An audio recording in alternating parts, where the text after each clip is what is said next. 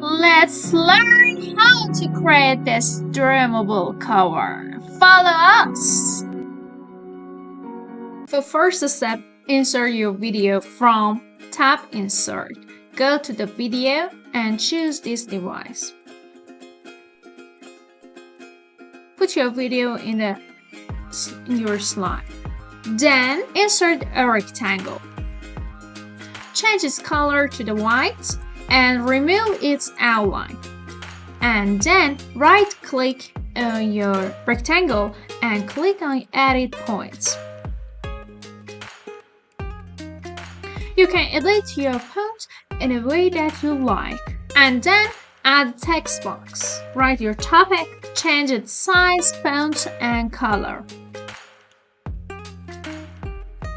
In this step, first select your shape and then select your title.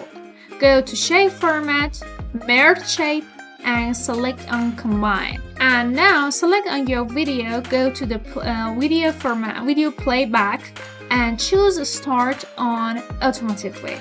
And then select your slideshow and see what's happened. Yes, it's your imaginary cover. Don't forget, please subscribe our channel, like this video, and share it with your friends. Thank you a lot.